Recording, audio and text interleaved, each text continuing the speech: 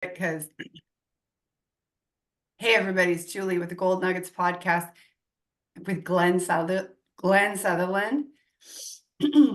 We're in mid conversation about something. He was just at a conference and now he's telling his story about how at this conference a 92 unit deal fell apart, and we're mid conversation. So here we are. We'll get into other things in a minute. So yeah, I'll recap everybody quickly. Let's recap. Okay, cool. So I was at the multifamily conference in Toronto, and Seth Ferguson, who is the host of the thing, he texted me and said, "Hey, do you want to present to the Dragon's Den, like Richard? I can't say it. Richard Herkovec, I think, or something like that. Yeah, something like that. And like to make a panel, right, about a deal. Well, my deal just fell apart, but I'm like, okay. Long story short, where like I'm not going to talk about all the complicated part of trying to get up on stage, but I sat there and I thought, okay, I don't want to present on a deal that's dead. And they said that they're going to let 5 people present to the panel. And I went, okay, that sounds amazing. Yeah, I want to present to the panel. Anytime there's an opportunity to be in front of 3,500 people, sign me up. If there's an opportunity to be in front of 30 people, sign me up. I even went to Ari's meetup on the first one, and you want to sign up to present in front of, I think it was 10 people or 15 people, sign me up. I don't care. I'll go talk in front of anybody, right? Yeah. And 3,500, no way I'm turning that down. Yeah. So anyway, I'm like, what is everybody else going to present? Because anytime you're in like an order, this person's pitching, this person pitching, this person pitching, you're like, so everyone goes in their mind. This is what you normally will do. You go, I need to give better numbers than the other people. So that person's offering like an 8 pref. That one's going to say they're doing a multifamily, right? That one's going to do an 8 pref. That'll do a 10 pref. This one will do maybe once. I think one of them was like a whole bunch of Airbnbs, and they're looking for money to invest and promising all kinds of returns. Yeah. But if I'm trying to pitch to somebody like this, is it going to be, if I offer 20 pref or 20% return, is that going to set me aside, or a 20% IRR? No, it's not a numbers fight. You're not going to set. And honestly, do you think they're going to invest in that? They're going to just go, I don't know if his numbers are legit. Is this actually the way to go? And I sat there and I went, you know what I'm going to do instead? I am going to go up and pitch myself. I'm going to pitch me. That's what they're buying. They're not buying this apartment building. They're not buying this group of houses. They're buying me. So I'm like, change the whole thing. Throw everything out. I don't even need numbers. I'm going up there. I'm going to talk about my past things that I've done, past failures, how I solved the failures, how they're not coming through, how it'll never happen again. And I wanted to talk about how I'm making my multifamily safe, right? We're not doing gap funding. We're not doing bridge funding. We're going straight into long-term debt. We're, all the things that are going to be like concerning right now to these people. What the leverage rate on the loans that we're doing. So we're doing 55% leverage loans. And you go, why would you do that when you're pre-approved? Like we were pre-approved for a 75 loan to value. Why would you do a 55? Because we're going to make it through this, and we're going to be buying properties at high occupancy, and then we're going to repair them as the tenants are in it, instead of doing an eviction and put them in. That's what I'm pitching. You've got this whole plan. Yeah. So anyway, that was the whole plan for it. So that was the whole story. But the whole plan was to make it safe. And so if you're ever doing this, a lot of people, when they go to pitch, they go, "Hi, I'm Glenn," and then these are the numbers. And it's not the way to pitch, because even if people know you really, really well, even if they know you so well, it's not about, these are the numbers, because they're buying you, right? They're buying that you have a track record. They're buying that you can do this. And most importantly, people think it's all about how much I can earn them. The number one question in the back of their heads is, are you going to lose my money? Are you going to lose my money? So I think, anyway, that's the whole story, is just change your pitch. Start with a story. I like to start with a story or something that's happened, and finish with a story. Put your numbers in the middle, and that's way that it has a nice flow to it. And if you just go numbers, you will appeal to like the people who are numbers people. And if you do all story, you'll appeal to the people that all invest with their heart. And you need to do both, right? Because often a married couple is going to have one of each. It's what makes them a good team. Yep. Yep. What maybe one of the many things that makes them a good team. I Anyway, 100% agree. we Yeah, kind like of threw that together because people were just talking and then we're like, we should record this. yeah, I know we were just talking because oh, and congratulations for getting in front of the dragons. That's pretty cool. I actually didn't, right? So the end of the Oh, story, I showed up okay. at the side of the stage and they're like, you have, like, I filled out all the paperwork, signed the waivers, signed the stuff to go on. I went to the side of the stage and they're like, we haven't pre-vetted you. And I'm like, I don't know, Seth, all he told me to do is to fill his stuff out and then show up. And so they're like, no, you can't come up. And I'm like, all right. And I was really, really disappointed. But anyway. Well, heck, okay, so this is called the Gold Nuggets podcast, and I like to just kind of highlight and repeat things, if that's okay. Yeah. What I just got from that is, yes, when you have an opportunity to stand in front of more than 5 people, Yeah. do it. Is it easier to have 5 coffees, or is it easier to talk to 5 people once? And then be ready. Glenn, you're ready because of all of your experience. Now, for those folks out there who maybe you don't have the experience, tell Glenn's story, tell my story. Make sure you give us proper credit. Yep. But you know, Well, that's a lot of it too. Like you get leverage other people, people. You leverage leverage other, people when you're like, I want to buy a 100-unit building, but I don't have any experience buying a 100-unit building. So bring in other GPs that have 200-unit buildings yeah. and have experience. And then whenever you're doing your role, you're like, hey, this together we have this many buildings, right? And you know what? It's safe because they've done this before and they haven't screwed any of theirs up too, right? So you leverage their experience, you leverage their numbers, you leverage it all the way through. It's There's a win-win. so many different things to leverage. Leverage somebody's story, leverage somebody's Yep. knowledge, leverage somebody's monies, it's so many Yep. things. Okay. Now, Glenn, would you please? What's so cool about this Because we is jumped right in. We had we no can like jump start. right in. There's no rules. No. But so now tell the people,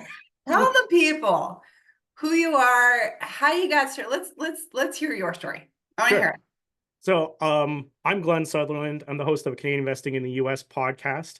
So just from the name, I invest in the US, right?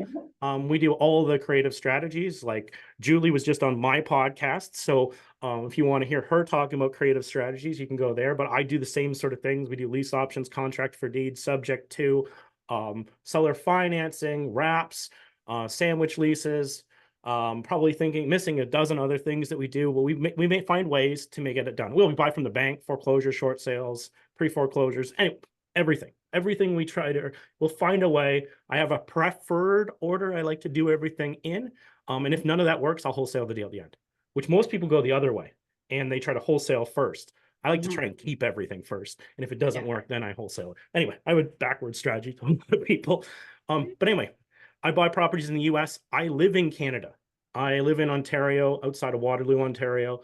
And a lot of people are surprised by that. And the big question they always ask is, how often do you go to the States? And I'm like we're recording this at the end of May.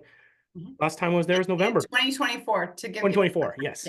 Because they're timeless, right? But I haven't been there since November, and we manage a lot of renovations. I think we have 9 renovations on the go right now, and we have 6 for sale on the MLS. Yeah, so you can do this completely remotely. I guess I'll go into the story. So how far do we want to start? I'll try to go quick through it because so that we don't spend our whole time doing this. But I started out of college and I had a girlfriend and we bought a house together and it didn't work out. What year was that? Maybe 2005. Okay, or something in that range, something like that. But it didn't work out. Like we were just going to go our own ways. And so I bought her out on the house. I bought her out based on what we put into the house. We didn't do an appraisal, but we signed off on everything. And once I was done that, I started looking around and there was appreciation back then, but not like today, right? So rough numbers, I think I bought the place for $230 and it was now worth like 260. Like we're not talking massive jumps across 2 years, right? Like we have nowadays sometimes, right? Or over the last few years during COVID, right? Anyway, so I bought her out, and then I found out that there was this money in the property. I went to a secondary lender and did a cash out refinance on the property. I went and bought a quad in Waterloo and started from there. I had the worst experience of my life. I went to the landlord tenant board twice with 2 tenants. Every single tenant we went to the landlord tenant board. I needed the sheriff. I needed to do evictions. I realized well, no, at that point I didn't realize I was horrible. I just assumed everyone was horrible and it was them, but it was my screening. It was me. And I just didn't, at that point, wasn't taking responsibility for the whole thing, right? Whatever. Yeah. So I learned from it. I said I'd never do real estate again. Sold the property, closed the property, and I made $40,000 on it. And I just stared at that money. And I'm like, I don't know what the heck I'm doing. I know that real estate's good. I honestly, I don't have any training. I don't have anything. And my parents owned a duplex growing up that they self-manage. And I was Yeah. like, I didn't learn the right way. I still didn't learn the right way from them. So anyway, I took 2 years off, which honestly I could have made so much money if I wouldn't have, right? I think it was around 2 years. And then finally I was like, okay, I'm gonna go buy a property with that $40,000. So I bought a rental, and then it was going well and I was learning a lot. And but I had no more money. So I took on my first private lender on the second deal, which was my grandma. And my grandma is in a position where grandpa is no longer with us, and is flush with cash and is holding it in like savings accounts. And I just borrowed, I think it was like 40 or $50,000 Canadian, and I bought a property to do a flip in Cambridge, Ontario, and Okay. that worked. And then I did another one, but we did it as like I started doing like what I considered long flips. So I'd buy it, I'd rent it for a year, and over that time I get the market appreciation on top of, because I wasn't still that good at this. I wasn't buying it right. Like now I buy it right. But Yeah. before I'd sort of buy it at market, and the market would give me some push, and I would be, renovating this property that was a piece of junk usually when I started. Mhm. That would give me some pushes. And so together it worked and I could make some money. And so I did it with that. And then I got to a point where I think I was holding 6 properties in Cambridge and Kitchener. Okay. And I got to the point where the bank was like, you're done. You can't qualify for nothing. I didn't know much about private money. I knew it existed, but I've never really done it besides working with family members. I partnered with my brother on 2 of these projects as well. And I was just at a point where I'm like, I'm stuck. But I was educating myself the free way, the slow way, right? You want to build a business fast, hire a coach, hire somebody to do it. Go to the real estate meetups, like just push yourself a lot. If you do I did the podcast way at the start. I'm going to just sit there, and I had a job driving around in my truck, fixing bank machines for a living. And I was in my truck for 4 or 5 hours a day, and I listened to podcasts 4 or 5 hours a day, all on real estate. Uh-huh. But you go back to that timeline. Did any of these big Canadian podcasts exist at that time? None of them did. So it was only the big US ones that existed. So I Mhm. listened to a lot of US real estate stuff. Yeah. And every time they mentioned anything, I made notes on my phone, and I made notes about, anytime there was like anything Canadian, and I basically bootstrapped it myself. I didn't know about like some of the people who were doing this back then. I didn't know Mike Wolf. I didn't know any of those people. Yeah, I was Michael. I was figuring this all out myself, right, as I went. So I started, and I'm like, okay, I now have a home equity line of credit. I've moved a couple times since then. And I'm like, I'm going to go and buy property in the US. So it was all about next figuring out what the best markets were. I didn't know how to do financing. So I was going to buy this in cash with my home equity line of credit. But like, with action, stuff happens. I'm like, I'll figure it out. But I don't need to know everything. But I have enough that I can figure out how to, do a market analysis. I can hire a property manager. I can get a lot of this stuff going. I'll figure out the mortgage later. Like there's just too many steps. And I think that's what happens is people get overly overwhelmed with all the things they need to do, and they don't take the first step until they have them all figured out. And by the time they figure it all out, they start to forget some of the first steps, and nothing happens, right? Yeah. So I went down there. I got it between three markets that I thought back then, I think it was like 8 or 9, 10 years. I don't know what that, somewhere in that time frame from now. Can I pause you? Of course. What made you want to, sounds like you were doing okay in Ontario. Yeah. What So made you want to go to US? so there's a few things. I Okay. was maxed out on mortgages. And I hadn't figured out really the joint venture process at this Okay. point, right? Okay. So the Americans, from what I learned, there wasn't a cap on mortgages. I could get as many mortgages as I wanted, right? So I was like, that's a big one. I was also the property manager of my own properties, which I learned a lot, but it meant I would take time off work to go work on my properties. And so you didn't actually have vacation. You just then take time off to work on something else, which is horrible. um, so those are some of the things. I was also, as I was the landlord, I was at the Ontario Landlord Tenant Board all the time because I was horrible at screening. I trusted people. When they said, "Oh, the rent will be there next Friday," I'd be like, "Okay, well then I was gonna just put that in my mental back burner and forget about it." And oh, you have like a good job and stuff. Good work, no rental verification, no, or more, just a lot of trust, which you get walked over a lot, right? And so it was just I didn't have enough of the systems, and honestly, that's why it worked for me, is I learned a lot from getting screwed. Mhm. And then I also learned what my weaknesses and strengths were. And property management, even to this day, it's not my strength. I don't want anything to do with it. I'll hire that out all day long. I'm good at running numbers. I'm good with talking to people. I'm good with raising money. And I make sure that it's going to be a good investment so we don't lose any money. Yeah. But to run it and do that and deal with tenants, that's not my thing, right? So, and also with the numbers I was doing in Ontario, we'd cash flow, I don't know, $400 or $500 a month on a property. So it wasn't like huge cash flow. And I was looking at it and I'm like, if you're, charging, I can't remember the numbers back then, like $1,500 a month in rent. And you're like, if they want like $150 a month to manage that, if it's 10%, I'm like, this is gonna get tight. And I'm like, and I live here. It's like my properties are in my backyard, so it works. Whereas in the US, I was going like, I'm gonna go buy a property for, I think my first ones were $90,000. I'm gonna rent it for like $1,400 a month. And I was just like, there we go. Now there's space, right? There's room. I can hire someone, I can breathe, I can anyway, that's kind of what pushed me there. Okay. All Yeah. right. Keep going.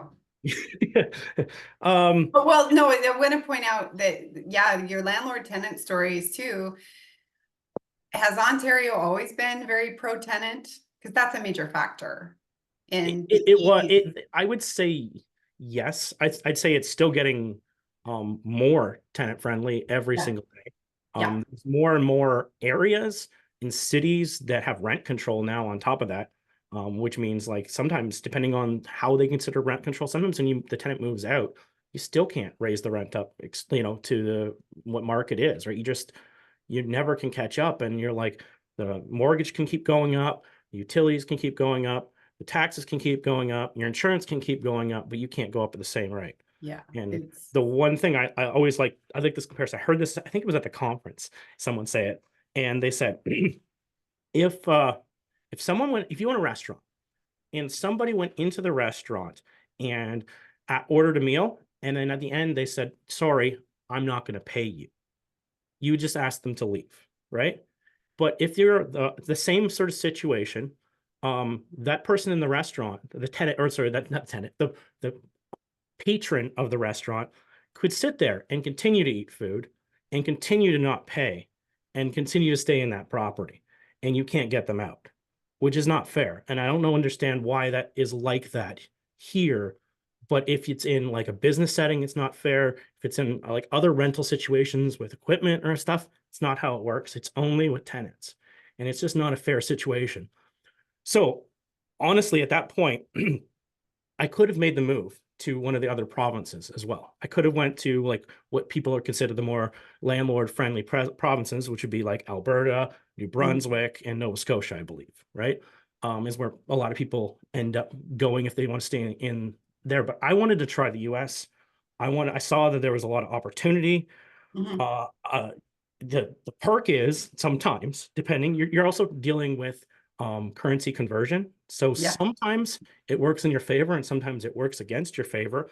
Mhm.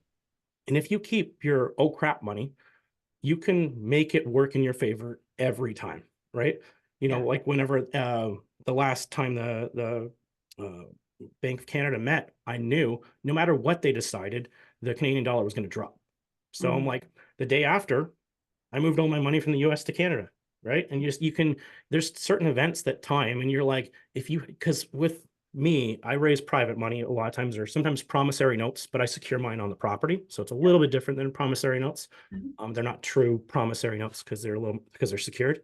Mhm. But when stuff doesn't go right, Mhm. when a contractor takes longer than they should have, if somebody fails to close and you need to find a new buyer, or they ask for an extension and you have to give it to them, but your person you signed up for with you was like a 1 year note, and they need the money because people who are promissory or like private lenders, they need the money to come back at a certain time because they have something else lined up. They don't Yeah. keep their money inactive. It's always out working. And so if you need an extension, a lot of times it doesn't work. And if you want to be successful working with them, you need to create oh crap money so that you can pay them off with your own money. Then you'll get paid back in a month when the other one closes. And Yeah. it works like that. And it's different if you're doing joint ventures. Joint ventures are in for the ride with you because they're equity partners. But Yeah. debt partners or private lenders, that you want to pay them back. And if you always do that, your brand will grow, right? Yeah. Especially when you get into tough times.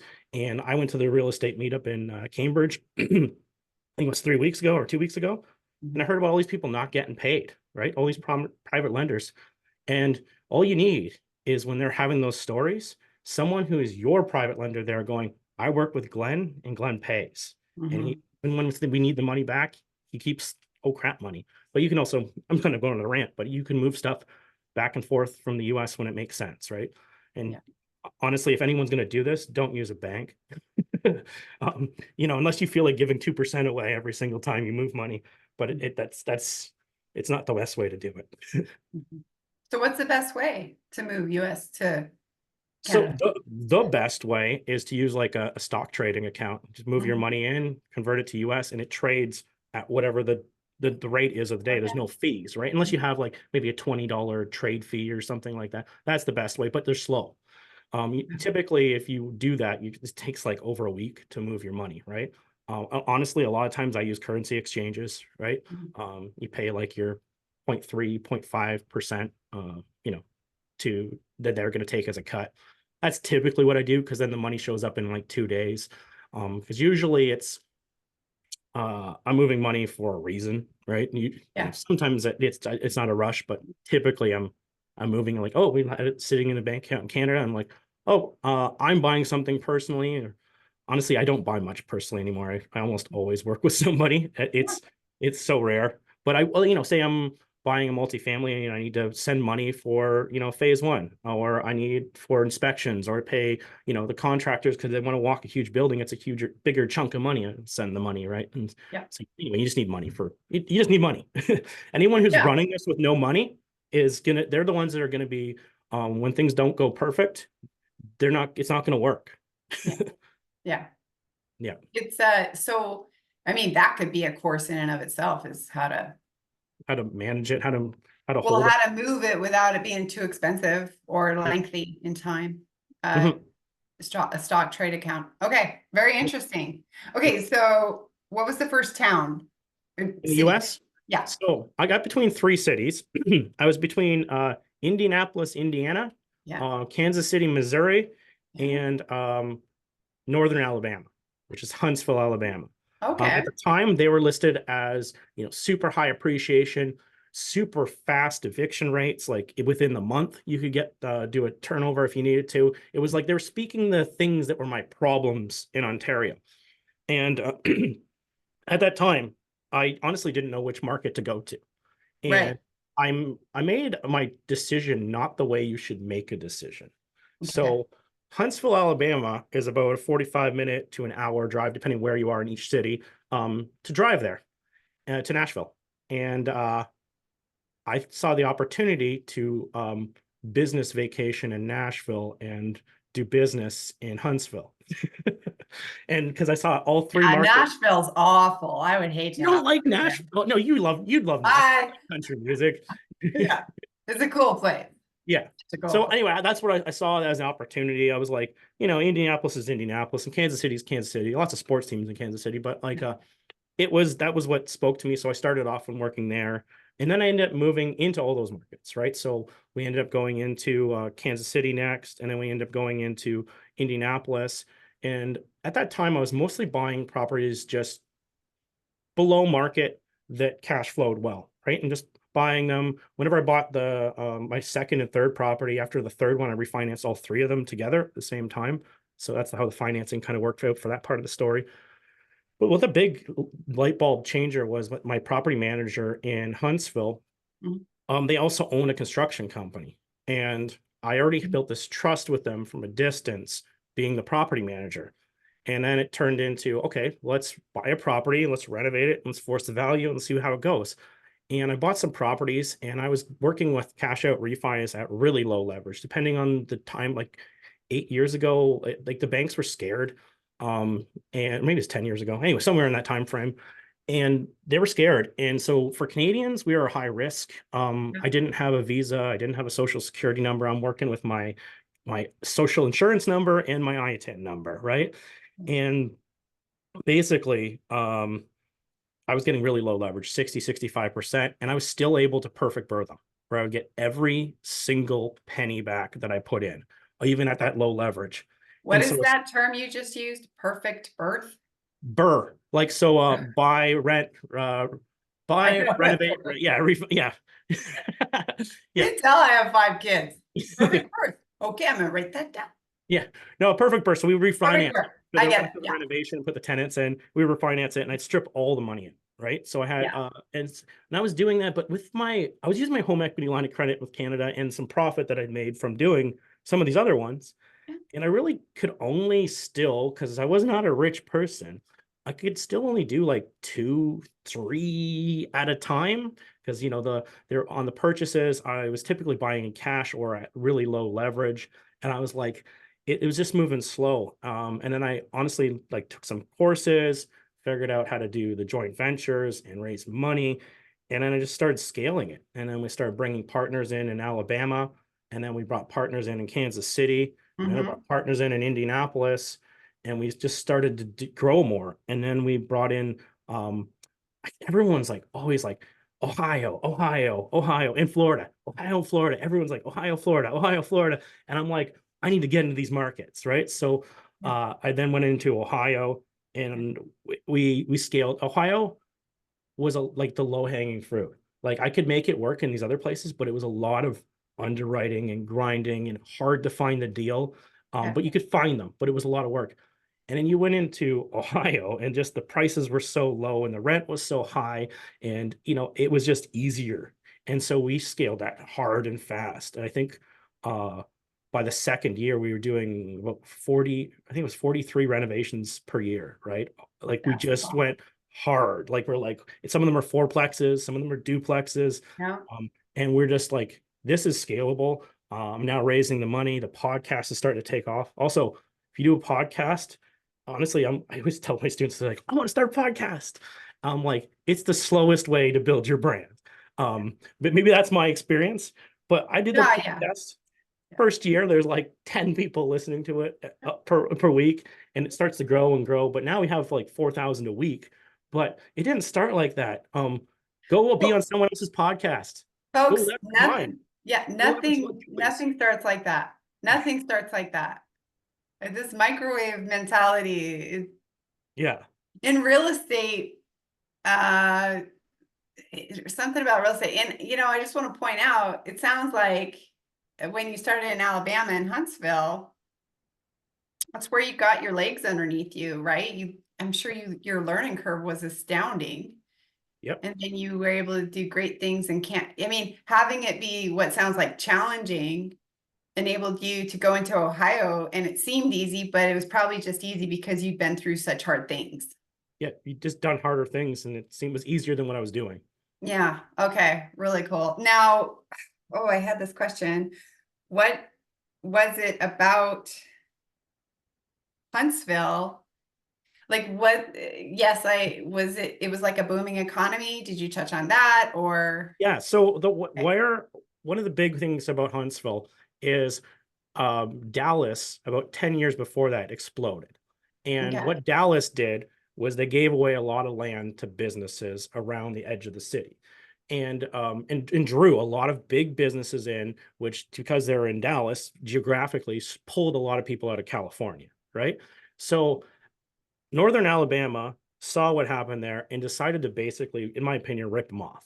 So they gave all this land to big businesses around Huntsville. Huntsville is not Dallas. It is a small town. Like, it's 200 metro, right? It's not a big population. But they did that, and they attracted Blue Origins, which is like Amazon's rocket facility. Yeah. They brought in Mazda, they brought in Toyota. So two car plants came in. Yeah. And they already have the big military base, and they have NASA there. So a lot of people don't realize that NASA for unmanned rockets goes out of Alabama, and the manned rockets and unmanned rockets goes out of the Space Coast in Florida, like on Cape Canaveral. So they had a space program there too. So it was just like high paying jobs and lots of them in a small population. So it just created this demand for housing, that you could buy something and it would appreciate just because there was nothing, like, people needed houses, and neighborhoods got built up because the flippers came in, and they say, like, just fix up all those. So they don't have like that, like Huntsville anymore. They don't have that like Dean area scary zone. Also, they're smaller, so they don't have that. And then Yeah. as they build, they're building new houses on the subdivision, so it just makes it into a nicer city as it grows. Yeah. Instead of Yeah. some of these that have like the really old downtowns. Yeah. So you're very self-taught at first, sounds like. Yeah. Um, I have two questions. The first one is, um, what did you learn about getting into a place? How did you get into a place, get such good high trust boots on the ground in all three of these places? What did you learn about that? And what could people like starting out? Because I recommend people just go and start slow, Yep. but do the kind of research Glenn did, Yep. right? Yep. So Okay. what was it about that experience that you were able to so effectively find something that really worked? Because Well, you could have got honestly, ripped off, right? I yeah, mean, no, I have had bad property managers and stuff, for instance, and bad contractors in different places. Um, but to start, I was placed with, I don't know, maybe I don't name brand names, but there's a national company that does property management okay, across the United States. If you want to know this company to try to avoid them, just message me. I will share it, but I don't think I should put it on the podcast. that's fair. That's fair. um, but anyway, I had them, and I had a lot of problems. They were, it's like calling, I like to say, it's like calling Bell or Rogers. You call, you wait on hold, you talk to someone who doesn't know anything about anything, you tell them your story, they log it, they put you on hold, you wait for a billing, you go Mm, there, you wait again. And it was just like horrible. It was just, there was no one-to-one connection. And I worked with them for, I don't know, half a year or three-quarters of a year. yeah. And then it just got to, I started interviewing other property managers, and I was like, I knew what my problems were, and so I made sure that I was getting assigned a specific person. I wanted their phone number. I wanted, and a lot of times I always say, even when you look at those property managers, look at the reviews for them. But a lot of people just look at it like at a glance. They're like, oh, they're 3-star property management. That could mean they're the best property management ever. Do you know who leaves the comments? The tenants. It Mhm. might mean that they're a strong property manager. And if the owner says something, they just lay the law down, and tenants don't like it. But Mhm. if you're the owner, you need someone strong on your team, right? So you have to actually read those comments. And you're like, I remember reading through it when I was picking out the first one, and I was like, they're like, oh, the owner wouldn't, or the property manager wouldn't do this for me. They wouldn't do that for me. They, oh, just all kinds of requests that were denied. And like, that doesn't make them a bad property manager, but their rating was low because of that. Right. So, Oh man, that's gold right there. yeah. Because so many people don't think anybody can take as good a care of their stuff as they can. Yeah. And if you can find somebody that, you know, can really be the next best thing and is going to protect your asset, so valuable. So valuable. But the other thing I've also learned from working with property management and contractors Yes. is yelling at someone never gets you what you want. Ever. Ever. If you learn nothing from me at all, you will not get what you want. People tend to put a wall up and give you worse treatment than you were getting before, especially at a distance. Even I do calls with all my contractors and property managers every single week, which takes a lot of time, but you have to get them on a schedule. You have to treat them like a little puppy. And, you know, this is when you go out to pee. This is when it happens. This is how everything runs. And who's going to screw this up is going to be you, because you're going to miss it because you're on vacation and you can't. I was in vacation in Kentucky doing caves, and I had to go. I'm like, hey, we can't leave until lunch on this date because I have to do my meetings with the contractors before I go. And if I don't do it, then it'll be broken. And then they'll think that we can, if they go on vacation, they can skip one. And it has to happen every single time. There's no exceptions to any of these rules. And honestly, it's you, it's me, it's you, it's the owners that will screw this up. Yeah. All us. I 100% agree. 100% agree. If you can't see, that's the thing. I'm just going to mention this, and it's probably going to sound, I'm going to sound like a giant bitch. That's okay. There are people going through tough times right now, and I've worked with people where deals did not work out, especially, you know, we went through my whole journey in the recession. My listeners already know about it. If you haven't heard about it, we're going to put my podcast. We'll put a show note link to each other's. We'll put a show link. You go watch that. Yeah. And you'll understand better. We just had that conversation on my podcast with Julie. That's what she's referring to. Yeah. Yes. And if you have invested passively, and that, okay, again, it's going to sound harsh, and that person did not have a gun to your head, then you made that choice, warts and all. So again, I don't want anybody to lose money. I don't want anybody to go through pain.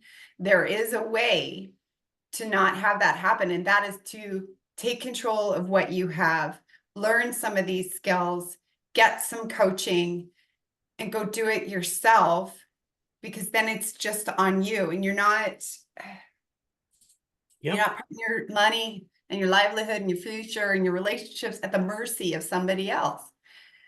And, you know, stop being upset about it and get into it, because you can still do very well in real estate. You can. Did you ever invest passively with anybody, Glenn, before you started doing this? Yes. Before you do that, though, I want to talk about your point. I've had people work with the same contractors I work with and had completely different results because they didn't keep them on track. They didn't, get, I need photos these days. I need pictures these days. I need, reports these days. We have a draw schedule you have to meet. There's penalties. People do the same contract. Everyone thinks it's about getting that contact. And it's not necessarily about getting that contact. It's about, you can train anyone. You can get a dog from the pound or whatever, or, the Humane Society. And if you start it from a puppy and you can train it, that this is how it all goes, right? And it doesn't matter that if you get the other person's dog, you can do this yourself. And it's not about just getting someone else's contact. And that's when a lot of people are like, oh, I want to do your course, but I want a whole list of every single contractor you've ever worked with. And that's what a really common request. I'm like, I'm going to teach you how to fish instead of teaching you how to just take these contacts. And then if you're happen to be in the same market that I'm in, then I can help share it with some of these contacts. Yeah. But you have to know how to run them. That's the bigger thing. Anyway, you're saying something about passive? Were you ever a passive lender? Yes. Okay. So I wanted to get into probably probably about 6 years ago, 5 years ago, I wanted to get into the large multifamily. I wanted to understand what documents were required, how it kind of flowed, and I wanted to have a feel for it before I went and because I bought a coach a year and a half ago for $35,000 a year to make sure that I didn't make mistakes, right? But because that's what I'm doing now is the large multifamilies. But I had to make sure, and I built a team for that. Man, a whole different thing. But I wanted to see how it went. So I invested in, I don't know if we want to say names or not, but I invested with another guy out of Texas. Well, and the project was in Texas, and I invested in that project, and I got to see, the offer memorandum, all the paperwork that went through it, saved it all, learned the process, like made notes when they were like doing the presentations. How would I do this presentation? What kind of information needs to be done? Because I was doing it to learn. And I've actually heard this from some other people. And whenever sometimes those guys are on TV, they tour around and they do the little presentations. And someone I know, I'm trying to not drop names, but he goes to those every time. And I'm You can like, drop names all you want. anyway, Yeah. he goes to the Scott McGillivray ones all the time. Yeah. And he's like, it's all a pitch and there's not a lot of actual meat, but it's like to get you into the program and then we'll teach you all the meat. Right. And I'm like, why do you keep going to these? Because you're not going to buy the program because you're already successful. And you want to know how to do a good presentation? Watch someone who has been professionally groomed, who has a speech writer, has someone who he talks to, and they'll tell him even about his mannerisms, how he holds his hands, where they are. You want to learn, do the best, replicate the best. Yeah. And it's not about actually, that's how you're going to learn. You don't have to recreate this wheel. It's about finding those people, even watching those speeches. And those are usually free to go and watch them go. Yeah, they are. They come to town and it's like little circus comes to town. Yeah. And they have a big stage and all the background thingies. And I've been there. I've been into it. And that's why I went. Yeah. There with your pad of paper. People are like, hey, that's Glenn over there. Why is he writing a whole pages after pages of stuff? Like, he hasn't told us anything. But everyone else's page is like, I'm waiting for this. You're like, no, I'm like, where'd he put his hands? Where's he, what's he doing? Like, how does the speech go? What is he talking about first? Like, what's the path to do it the right way? Yeah. Yeah. It's, I mean, I've lost track a little bit of what we're talking about. We were talking about passive investing, I think. Right, we're talking about passive investing. So you did a passive investment into something in Texas. Yep. And okay, so what's the difference between this is the obvious question. I'm the girl in the sweater asking all the obvious questions, like cat in a hat. What's the difference between paying $35,000 a year to go to college and learn than what you did? Like, was it worth it? To invest in something and learn the process. Like, was it worth it for you? Well, that's a tough thing to answer because a lot of people are like they're serving you up the volleyball and they're expecting you to like spike down on college. But I'm like, I didn't learn a lot of like things from class that I applied. But I was doing like computer science with a minor in accounting. So I did learn accounting, which honestly I don't use. I use like the first like week of accounting and the rest of it I never used again. Right. Like it's just organization and stuff, but I honestly don't do what you do learn in accounting. Right. Yeah. But I did learn a ton of social skills. I learned how to talk to people. I learned how to like a lot of social skills. You get into a lot of situations in college of trying to get to talk in that group to be there, and you just you're scared. Presentations, just getting up in front of classes. I did learn a lot of stuff, but not the material. It wasn't helpful. But there, like, if you think about it, there's a lot of takeaways. So to go back to your question, like I could have invested in, one of the big coaching programs or whatever. The tricky part is if I would have skipped school and did that, like we were talking about at the start, you kind of need to build up, at least the way I did it, is build up a nest egg to do real estate. So you have, oh crap, money. If to survive on, to have a year's worth of income so you can go try this, right? It would have taken a lot longer to build up the nest egg if I was working at the gas station back then, making 6.85 an hour. Yeah. It'd be a long haul to get there without any sort of formal education. So to be able to go to like a larger institute and get a job, and I didn't make huge money, but better than that. Yeah. So, but the thing is, a lot of times when you're at that age, because I've seen these people, your expenses are so low. The Mhm. easiest time to get into this is before you have a lot of expenses. You could like have like one or two rental properties, make $1,000 a month.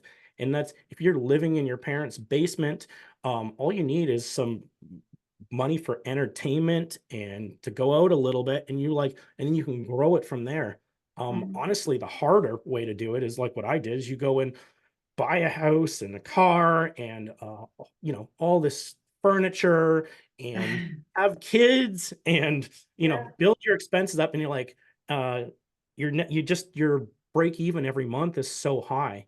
Yeah. I've had some people like interview, I'm not even making these numbers up, and they're like, hey, I have $100,000 cash. If I took your program, do you think I could replace my income with that? And I go, if you don't mind me asking, what kind of income do you need to replace? And they go, well, I'd like to get my wife to retire too, and we need about $300,000 a year to do that.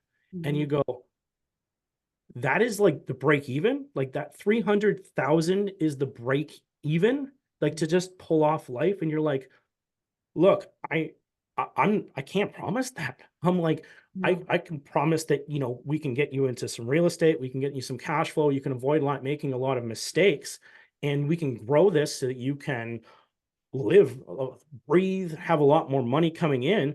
But like, the to make wine out of water, you're like 100,000 to turn it into 300 every single year. You're gonna have to learn how to raise money. This is gonna take time. Like you're gonna have to build up your credibility.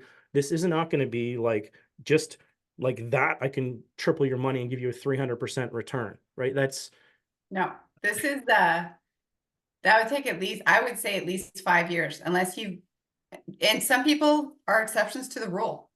Mhm. I would say it would take at least 5 years, and you've got to, like you said, learn some major skills. Yeah, So maybe one of these, so when I see these,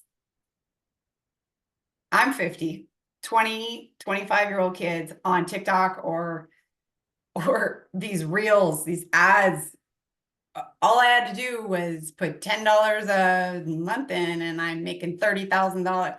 I'm sorry. There's no way. There's just no way, man. I yeah, don't know. no. I, it, Because honestly, if that was the way, uh, like, okay, maybe they're just super generous people. Maybe. But in all honesty, if they could take $10 and turn it into even $500 a year, right? yeah. On it, then why wouldn't they basically go find a hedge fund or something? Someone give you $1 million and give them $5 million a year. Like that you could do that all day, right? Like it just scale it. Or maybe the product isn't scalable. Um, but it just unless it's what, maybe if you had like $5 and then it was like um a labor business, you could maybe turn it into, but it's just the Well, scalability isn't there. it's just It's only one of you. people, exam again, it's this microwave mentality, and real estate's just, it's just not that way. I feel personally the fastest way to generate an income, but we just talked about how you kind of do the reverse of it, right? Yeah. But I think the fastest way is to learn wholesaling, get things under contract, and try to hustle some income. We Yep. just we have a wholesaling course, and one of our students, her name's So Winnie. She just made her first deal. She made $3,500. And she could do that again and again and again. And it can get, and the money can get bigger and bigger and bigger. It can. yep. It's still going to take some time. And it's still like what you say is you try to find deals. You try to keep them first, the work, and then if they don't, if that doesn't work out, then you wholesale it. So you're Yeah, I making have a either way. backwards sort of Mhm. thing. And Like, part of it is that I'm not like you have to, in order to do wholesaling, you got to be, in most cases, talking to the seller of the property, right? Yeah, So you yeah, need a lot of leads in that, and typically that either leads to hiring a VA to do a lot of pre-screening for you, yeah. or you being on the phone a lot. And honestly, it comes down to what I like and what I don't like. And Mhm. I don't like that. So whenever I'm doing my wholesaling, I typically just have relationships I've built up in each city, and Mhm. they just send me deals. Like they're like we're talking with them, and they will connect me with the seller of the home, and I just give them an assignment fee for like if I buy it, right? So we Yeah, have like some sort of, it's like a bird dog fee, and then I, yeah. I pay them for that. Mhm. But it's not my business. Like Right. it's like that's not my business. That's not what I do, but I come across stuff, so I wholesale stuff, but it's not my thing. It's not, everybody has things they like, and I don't want to talk to people on the phone that um sometimes want to talk to me and sometimes don't. Yeah, exactly. No, I totally get that. So what courses did you take that what are a couple courses that you found most helpful for you? um Well, the most expensive one I took lately, it without, I don't really want to say their name, just because they're in some financial trouble now, the people who run the course. But anyway, I took that one, and honestly, it wasn't for the material, if that sounds wrong. Um, I have already understood and learned everything from all these other mini courses and other stuff, and I read a book every single month. So you like, this is a multifamily course. Like you can get a lot of stuff from books. Yeah. So that when you show up to the actual course, you're flying. But anyway, I bought the course. Because I wanted a sponsor for my projects, honestly. um, Okay. Yeah. I wanted someone to guarantee my loans, right? And you go, Glenn, why don't you guarantee your loans? I'm not an American. Um, and Yeah. it doesn't, I have my E2 visa now, right? And all that stuff for the US, but it's not the same as someone who is born in the US, the green card, and a net worth of $1 billion. Mhm. To buy apartment buildings. That's what I'm talking about. Yeah. Yeah. So I don't know. I've taken a whole bunch of little courses all over the place. And sometimes they're courses. Sometimes you just go and whenever you go to see a lot of people speak, they always have like that sale at the end. And we'll Yeah. sell you this, we'll sell you Yeah. that. So I don't really know which one to really talk about, but I don't Yeah. know. I take lots of little ones. Mhm. Honestly, besides the $35,000 one, I haven't spent a lot of money on the courses. Like they're usually like cheapos, like the 500, $1,000 sort of. Yeah.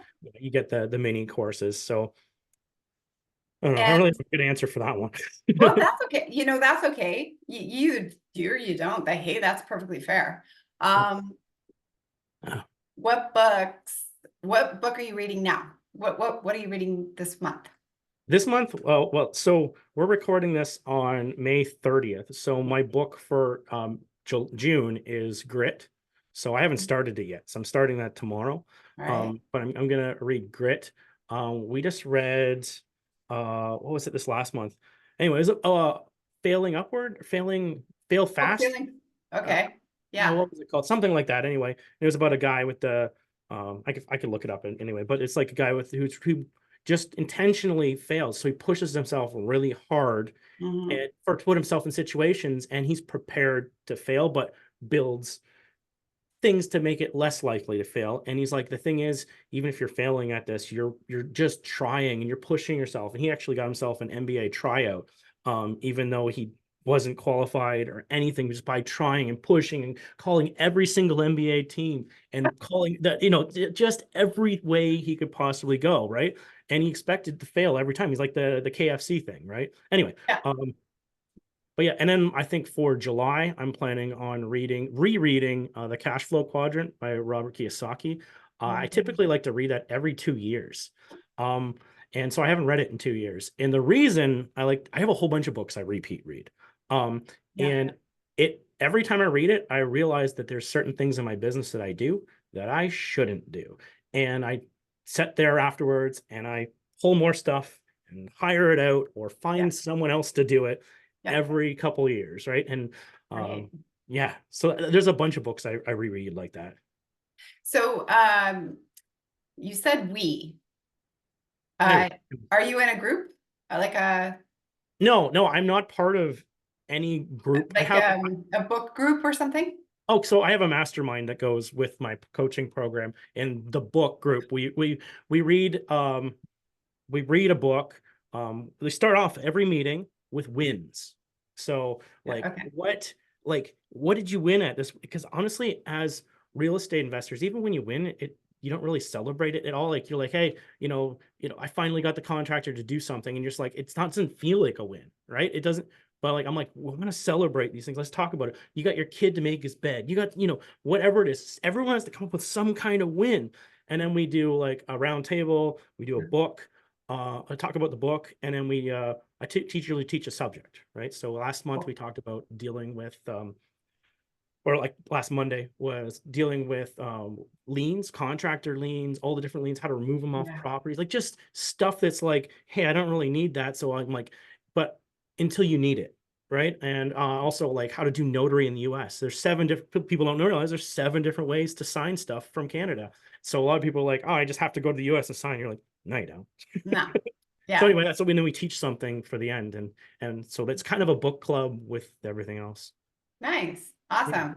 Well, that's a perfect way. I think that's a perfect way to end off, but we've Yeah, got more to talk about for sure. sure. Because I've got a page full of things now. Um, so how do people get a hold of you? And you mentioned your coaching. I'll provide links here, everybody. So wherever you're watching this, there will be a link of how to get in touch with Glen, whether you're listening to this or watching this. Yeah, Yeah. what's the best way? So glensutherland.com is my main link. Mhm. From there you can really get to the Instagram, I do a Facebook group too. That's Cool. public and a private one. So you can get to the public one from there. Um, my coaching is glensutherland.com/coaching. My webinars are glensutherland.com/webinar. Pretty much, yeah, coaching, webinar, podcast. I'm getting into the shorts, but I haven't done it yet. As you know, we talked about before. I'm hiring a guy to make shorts for me, or Well, we because can shout him out, Paul Duncan. He's one of yeah, my yeah, favorite yeah, people. yeah. So I hired Paul because I'm like, I need. There's just part of my business I'm just not doing. Like you do Yeah. these long videos, but you don't do shorts. Like there's Instagram reels, there's Facebook shorts, there's TikToks. There's so many ways you're just not. You already have the material. I just started. Yeah. Like I just started. I'm getting better at it. Or the Yeah, it's getting better. Yeah, like it's yeah. so You always have to keep hiring. You always have to keep yeah. finding alignment, and you're not good at everything, no matter who you are. And the thing is, I could go and read a bunch of books, and I could watch a ton of YouTube, and I could probably figure out a lot of this. But also I could do real estate in that time and make a lot more money. It's like, what is your time worth, and what sometimes it makes sense to hire somebody because they're also no better at than this. They've experienced. Yeah. Yeah. 100%. 100%. Glen Sutherland, thank you for being here. An American investing in Canada, That's who you are, yeah. right? Yeah. No, sorry. I think that's what we called up when you were on my That's who podcast the I first am. time. Yeah. That's who I am. You're the opposite. Canadian investing in America or US? The US. Yeah. Okay, awesome. So Yep. if you can't find Glen, find me. I'll help you find Glen. 100%. Happy to do it. You're awesome. I really appreciate you being here, and I can't wait till we get to talk again. Sounds great. Thanks. Yeah, thank you, and we'll see you soon. Bye. Bye.